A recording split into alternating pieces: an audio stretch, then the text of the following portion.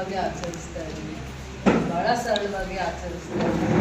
ಮೊದಲೆಲ್ಲ ಪಲ್ಲಕ್ಕಿ ಬರಬೇಕು ಅಂತ ಇದ್ವಿ, ಪಲ್ಲಕ್ಕಿ ಅಲ್ಲಿಂದ ಬರಬೇಕು, ಪಂಚಾಯತಿಯಿಂದ ಬರಬೇಕು ಅಂತ.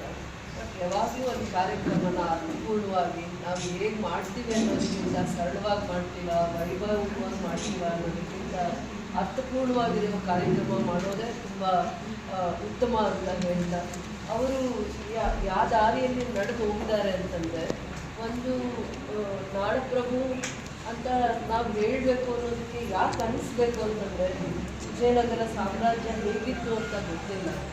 ಆದರೆ ಯಲಹಂಕ ಜಾಗದಲ್ಲಿ ಅವರ ಕೊಡುಗೆ ಏನು, ಬೆಂಗಳೂರಲ್ಲಿ ಅವ್ರ ಕೊಡುಗೆ ಏನು, ಬೆಂಗಳೂರು ಸುತ್ತು 100 ಕಿಲೋಮೀಟ್ರು ಅವ್ರ ಕೊಡುಗೆ ಏನು ಅಂತ ನೋಡಿದಾಗ, ಒಂದು ನೀರು ಇಲ್ಲದೆ ಇರುವಂಥ ಪ್ರದೇಶ. 50 ವರ್ಷಗಳ ಹಿಂದೆ ಹೋದರೆ ಬೆಂಗಳೂರಾಗಿ ಯಲಹಂಕ ಪ್ರದೇಶದಲ್ಲಿ ನೀರೇ ಇಲ್ಲ, ನದಿ ಮೂಲ ಇಲ್ಲ. ನೀರಿದೆ, ನದಿ ಮೂಲ ಇಲ್ಲದೆ ಇರುವಂಥ ಜಾಗ. ಯಾಕೆಂದರೆ ಕೋಲಾರ ಜಿಲ್ಲೆಯವ್ರು ನಾವು ಅರ್ಥ ಮಾಡ್ತೀವಿ, ನಮ್ಮಲ್ಲೂ ನದಿ ಮೂಲ ಇಲ್ಲ. ಆದರೆ ಬೆಂಗಳೂರು ಯಾವ ಮಟ್ಟಕ್ಕೆ ಬೆಳೆದಿದೆ ಅಂತ ಅದನ್ನ ನೋಡಿದಾಗ ಅವರು ಕೆಲವೊಂದು ಗಡಿಗಳನ್ನ ಗುರುತಿಸಿದ್ದಾರೆ ಅಂತ ಹೇಳ್ತಾ ಇದ್ದಾರೆ.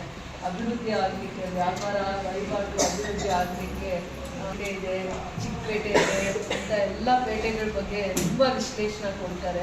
ಅಂದರೆ ಒಂದು ಕುಲ ಕಸಬು ಅಂತ ಇರ್ತಾ ಇತ್ತು, ಅವರೆಲ್ಲ ಬಂದು ಆ ಜಾಗದಲ್ಲಿ ಕುಲ ಕಸಬನ್ನು ಅಭಿವೃದ್ಧಿ ಮಾಡ್ಕೊಂಡು ಅಂತ ಹೇಳ್ಬಿಟ್ಟು ಪ್ರತಿಯೊಂದು ಕಸುಬುದಾರರಿಗೂ ಜಾಗ ಮತ್ತು ಅವ್ರ ಉತ್ಪನ್ನಗಳಿಗೆ ಮಾರ್ಕೆಟ್ ಬೇಡಿಕೆ ಬೇಕು ಅಂದರೆ ಎಲ್ಲಿ ಬರಬೇಕು ಅನ್ನುವಂಥದ್ದು ಏನು ಅದರಲ್ಲಿ ದೂರದೃಷ್ಟಿ ಕಾಣುತ್ತೆ. ಅಂದರೆ ಅವರು 4-5 ವಿಚಾರಗಳನ್ನು ಗಮನ ಹರಿಸಿದ್ದಾರೆ. ಕೆಲವೊಂದು ಜಾಗದಲ್ಲಿ ವಹಿವಾಟು ಮಾಡಬೇಕು ಅಂತ ವ್ಯಾಪಾರ ವಹಿವಾಟು ಮಂಟಪವನ್ನು ಕಟ್ಟಿದ್ದಾರೆ. ಅಂದರೆ ಇವತ್ತು ದೇಗುಲ ಏನಾದರೂ ಇದ್ದರೆ ಅದು ಬೆಂಗಳೂರಲ್ಲಿದೆ. ಇಡೀ ದೇಶದ ಜನನ ಆಕರ್ಷಿಸುತ್ತೆ, ಇಡೀ ದೇಶದ ಜನನ ಆಕರ್ಷಿಸುತ್ತೆ. ಯಾಕೆ ಅಂದರೆ ಉತ್ತಮವಾಗಿರುವಂಥ ಯಾವುದೋ ಒಂದು ಉದ್ಯೋಗ, ಓದ್ಕೊಂಡಿರುವಂಥವ್ರಿಗೆ ಟ್ಯಾಲೆಂಟ್ ಎಲ್ಲಿದೆ ಅಂತಂದರೆ ಅವ್ರು ಹೋಗಿ ಎಲ್ಲಿ ಕೆಲಸ ಮಾಡ್ತಾರೆ ಅಂತಂದರೆ, ಬೆಂಗಳೂರಲ್ಲಿ ಓದಿರೋರು ಸರ್ಕಾರಿ ಕೆಲಸ ಮಾಡ್ತಾರೆ. ಸರ್ಕಾರಿ ಕೆಲಸ ಆಸೆ ಪಟ್ಟು ನಾನು ಇದೇ ಕೆಲಸ ಮಾಡಬೇಕು ಅಂತ ಎಕ್ಸಾಮು ಎಲ್ಲ ಬರೆದು ತಪಸ್ ಮಾಡಿ ಏನು ಮಾಡ್ತಾರೆ, ಸರ್ಕಾರಿ ಕೆಲಸಕ್ಕೆ ಹೋಗ್ತಾರೆ. ಬನ್ನಿ ಹೊರಗಡೆ ಸರ್ಕಾರಿ ಕೆಲಸಕ್ಕೆ ಹೋಗ್ತಾರೆ. ಇಲ್ಲ ನಾನು ಬೇರೆ ಥರನೂ ನಾನು ಸಾಧನೆ ಮಾಡ್ತೀನಿ ಅನ್ನೋರು ಹುಡುಕ್ತಾರೆ ಎಲ್ಲಿ ಕೆಲಸ ಮಾಡಬೇಕು ಅಂತ. ಇಡೀ ದೇಶದಲ್ಲಿ ಯಾರ್ಯಾರು ವಿದ್ಯಾವಂತರಿದ್ದಾರೆ ಅದರಲ್ಲೂ ಒಳ್ಳೆ ಜಾಗದಲ್ಲಿ ಎಲ್ಲಾದರೂ ಕೆಲಸ ಸಿಗಬೇಕಂತ ಬೆಂಗಳೂರನ್ನ ಆರಿಸಿ ಬರ್ತಾರೆ. ಅಂಥ ಒಂದು ಮಂಟಪಗಳನ್ನು ಏನಾದರೂ ಕಟ್ಟಲಿಕ್ಕೆ ಆಶ್ರಯದಾತರಾಗಿದ್ದಾರೆ ಅಂತಂದರೆ ಅವರು ಕೆಂಪೇಗೌಡರು ಅಂತ ಹೇಳಬೇಕು ಅಂತ ನಾನಿವತ್ತು ಹೇಳ್ತಾ ಇದ್ದೀನಿ. ಉದ್ಯೋಗ ಸೃಷ್ಟಿ ಮಾಡೋ ಪರಿಕಲ್ಪನೆ ಯಾರಲ್ಲೂ ಇಲ್ಲ. ಇವತ್ತು ನಾವು ಎಷ್ಟೊಂದು ಸರ್ಕಾರಗಳನ್ನ ನಮ್ಮ ಕಣ್ಮುಂದೆ ನೋಡ್ತೀವಿ, ತುಂಬ ಬುದ್ಧಿವಂತಿಕೆಯಿಂದ ಮಾತಾಡ್ತಾರೆ, ತಿಳುವಳಿಕೆಯಿಂದ ಮಾತಾಡ್ತಾರೆ. ಆದರೆ ನಮ್ಮಲ್ಲಿ ಯುವಕರಲ್ಲಿ 20ರಿಂದ 25 ವರ್ಷದಿಂದ 45-55 ವರ್ಷವರೆಗೂ ಆ ದುಡಿಯೋರಿಗೆ ಉದ್ಯೋಗ ಕೊಡಬೇಕು, ಅಂಥ ನೆಲನ ಸೃಷ್ಟಿ ಮಾಡಬೇಕು, ಅಂಥ ಚಾಕಚಕ್ಯತೆ ನೋಡಬೇಕು ಅಂತಂದಾಗ ಇಲ್ಲ.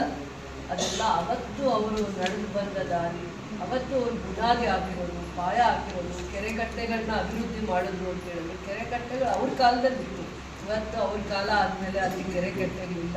ಆದರೆ ಅದರ ಮಹತ್ವನ ಮರೆಯೋಕ್ಕಾಗಲ್ಲ. ಕೆರೆಕಟ್ಟೆಗಳನ್ನ ಬೆಳೆಸಿದ್ರು, ಅಭಿವೃದ್ಧಿ ಮಾಡಿದ್ರು, ಆ ಮಹತ್ವನ ನಾವು ಮರೆಯೋಕ್ಕಾಗಲ್ಲ. ಇವತ್ತು ಬೆಂಗಳೂರು ಬೆಳೀತಾ ಕೆರೆನೂ ಕಾಣಲ್ಲ, ಪಾರ್ಕು ಕಾಣಲ್ಲ, ಆ ಮಟ್ಟಕ್ಕೆ ಬೆಳೆದೋಗಿದೆ. ಅಂದರೆ ಎಷ್ಟೋ ಲಕ್ಷ ಜನ ಇರುವಂಥ ಜಾಗ ಇವತ್ತು 1 ಕೋಟಿ ಜನಸಂಖ್ಯೆ ಮೇಲೆ ಅಲ್ಲೇ ಬೆಂಗಳೂರಲ್ಲೇ ಇರಬೇಕು ಅಂತ ಹೋಗ್ತಾರೆ. ಎಲ್ಲರೂ ಅಲ್ಲೇ ಹೋಗಿ ಇರಬೇಕು, ಏನೋ ಒಂದು ಕೆಲಸ ಸಿಗುತ್ತೆ, ಮನೇಲಿ ಇಬ್ಬರಿಗೂ ಕೆಲಸ ಸಿಗುತ್ತೆ ಅನ್ನೋ ಮನಸ್ಸೇ ಬಂದ್ಬಿಟ್ಟಿದೆ. ಮನಸ್ಸಿಗೆ ಬರುತ್ತೆ, ಬೇರೆ ಎಲ್ಲೂ ಹೋಗಲ್ಲ. ಬಾಂಬೆಗೆ ಹೋಗ್ತೀನಿ, ಡೆಲ್ಲಿಗೆ ಹೋಗ್ತೀನಿ ಅನ್ನಲ್ಲ, ಆದರೆ ಬೆಂಗಳೂರಿಗೆ ಹೋಗ್ತೀವಿ ಅಂತ ಹೇಳ್ತಾರೆ. ಹೋಗಿ ಆದರೂ ಬರ್ತೀವಿ, ಹೋಗಿ ದುಡ್ಕೊಂಡಾದರೂ ಬರ್ತೀನಿ ಅನ್ನೋರು ಜಾಸ್ತಿ ಆಗ್ತಾರೆ. ಅಂದರೆ ತುಂಬ ಜನ ವಿದ್ಯಾವಂತರಿಗೆ ಆಶ್ರಯ ಕೊಡುವಂಥ ತಾಣ ಯಾವುದಾಗಿದೆ ಅಂದರೆ ಬೆಂಗಳೂರು ಆಗಿದೆ. ಆಮೇಲೆ ನೀರಿಲ್ಲದೆ ಒಂದು ನಗರನ ಕಟ್ಟಿದ್ದಾರೆ ಅಂದರೆ ಅದಕ್ಕೆ ಪವಿತ್ರತೆ ಎಷ್ಟು, ಶ್ರೇಷ್ಠತೆ ಎಷ್ಟು, ನೀರೇ ಇಲ್ಲ ಅಂತ ಹೇಳ್ತಾರೆ. ಅಂದರೆ ಅಂಥ ಜಾಗಕ್ಕೆ ನೀರು ಹರಿಸೋಕ್ಕೂ ಮುಂದೆ ಭವಿಷ್ಯದಲ್ಲಿ ನೀರನ್ನ ಹರಿಸ್ತೀವಿ, ಕಾವೇರಿನ ಹರಿಸ್ತೀವಿ ಅಂತ ಒಂದು ದೂರದೃಷ್ಟಿ ಇದೆ. ಅದು ಯಾವ ರೀತಿ ಏನು ಅಂತ ಮುಂದೆ ಹೇಳ್ತೀವಿ. ಅಲ್ಲಿಗೂ ಹರಿಸ್ತೀವಿ, ಬೆಂಗಳೂರಿಗೂ ಹರಿಯುತ್ತೆ.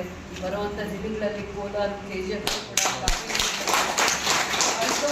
ಸಂಕಲ್ಪ, ದೃಢ ಸಂಕಲ್ಪ, ಆಲೋಚನೆಗಳು, ಆ ದೂರದೃಷ್ಟಿ ಇದೆ ಅಂತ ಹೇಳ್ತಾ, ಯಾವತ್ತು ಒಬ್ಬ ಹಿರಿಯರಿಗೆ ದಾರಿ ನಡೆದಿದ್ದು ದಾರಿ ಇದೆಯಲ್ಲ, ಅದು ನಮ್ಮೆಲ್ಲರಿಗೆ ಮಾರ್ಗದರ್ಶನ ಆಗಿದೆ. ಅವ್ರು ಯಾವ ರೀತಿ ಹೆಜ್ಜೆ ಗುರುತುಗಳು ಏನಿದೆ ಅಂದರೆ ಪ್ರತಿಯೊಂದು ರೀತಿಯಲ್ಲೂ ಅವ್ರಿಗೂ ಸಂಕಷ್ಟಗಳಿರಲಿಲ್ವಾ ಇತ್ತು. ಅವರು ವಿಜಯನಗರ ಸಾಮ್ರಾಜ್ಯಕ್ಕೆ ಪಾಳೆಗಾರರಾಗಿ ಕೆಲಸ ಮಾಡ್ತಾರೆ, ಅಂದರೆ ಸೈನಿಕರನ್ನು ಕೊಡುವಂಥ ನಾಯಕರಾಗಿ ಅವ್ರು ಬೆಳೆದಿರ್ತಾರೆ. ಸೈನ್ಯನ ಇಟ್ಕೊಂಡಿರ್ತಾರೆ, ಸೈನ್ಯನ ರಕ್ಷಣೆ ಮಾಡೋದು, ಸೈನ್ಯಗೆ ಟ್ರೈನಿಂಗ್ ಕೊಡೋದು, ಮತ್ತು ಅವ್ರಿಗೆ ಯುದ್ಧ ಅದು ಇದು ಸಂದರ್ಭ ಬಂದಾಗ ಅವ್ರು ರಕ್ಷಣೆಗೆ ನಿಲ್ಲೋ ಅಂಥ ನಾಯಕರಾಗಿರ್ತಾರೆ. ಅವ್ರ ಬೆಳವಣಿಗೆನ ಎಷ್ಟೋ ಜನ ಸಹಿಸಕ್ಕೆ ಇಷ್ಟ ಆಗಿದೆ. ಮಹಾರಾಜರು ಸುತ್ತು ಗ್ರಹಗಳಿರ್ತಾರೆ, ಸರಿ ಇಲ್ದಿರೋ ಗ್ರಹಗಳು ಜಾಸ್ತಿ ಜನ ಸೇರಿಕೊಂಡಾಗ ಜಾಸ್ತಿ ಒಳ್ಳೆಯವ್ರಿಗೆ ಕಷ್ಟ ಆಗಿರುತ್ತೆ. ಅವರಲ್ಲಿ ಆ ತೇಜಸ್ಸು ಇತ್ತು. ಆಮೇಲೆ ಆ ನಾಯಕತ್ವದ ಗುಣಗಳು ಜಾಸ್ತಿ ಇದ್ದದನ್ನು ನೋಡಿ ಮಹಾರಾಜರ ಕಿವಿನ ಇಂಡೋ ಅಂತ ಅವರು ನಿಂತ್ಕೊಂಡಿರ್ತಾರೆ. ಆಮೇಲೆ ಅವರು ದೇವ್ರ ಕೆಲಸನೋ ಏನೋ ಮಾಡಿಬಿಟ್ಟಿರ್ತಾರೆ. ದೇವ್ರ ಕೆಲಸಕ್ಕೆ ಏನು ದುಡ್ಡನ್ನು ಬಳಸಿರ್ತಾರೆ, ದೇವಸ್ಥಾನ ಕಟ್ಟಬೇಕು ಅಂತಲೂ ಏನೋ ಅವರು ಮುಂದೆ ಬಂದಿರ್ತಾರೆ. ಆಮೇಲೆ ಇವತ್ತು ಸೋಮೇಶ್ವರ ದೇವಸ್ಥಾನ ನೋಡಿ, ಹಲಸೂರಲ್ಲಿ ಸೋಮೇಶ್ವರ ದೇವಸ್ಥಾನ ಅವ್ರು ಕಟ್ಟಿದ್ರು.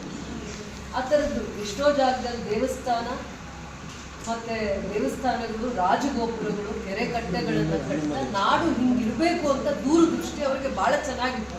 ಮಹಾರಾಜರಿಗೆ ಬಂದೇ ಇರುವಂಥ ತಿಳುವಳಿಕೆ, ಜ್ಞಾನ ಅವರಲ್ಲಿತ್ತು. ಅದನ್ನು ನಿಮ್ಮನ್ನು ಮೀರಿ ಬೆಳೆಯುವಂಥ ನಾಯಕ ಇಲ್ಲಿದ್ದಾನೆ. ಇವನು ನಮ್ಮ DO ಸರ್ ಅವರು, ನಾರಾಯಣಸ್ವಾಮಿ ಅವರು ಈಗಾಗಲೇ ಸಂಕ್ಷಿಪ್ತವಾಗಿ ವಿಚಾರವನ್ನು ತಮ್ಮೆಲ್ಲರ ಗಮನಕ್ಕೆ ತಂದಿದ್ದಾರೆ. ಕೆಂಪೇಗೌಡರು ದಿನಾಂಕ 27/6/1510 ಜನಿಸಿದಂಥ ವ್ಯಕ್ತಿ.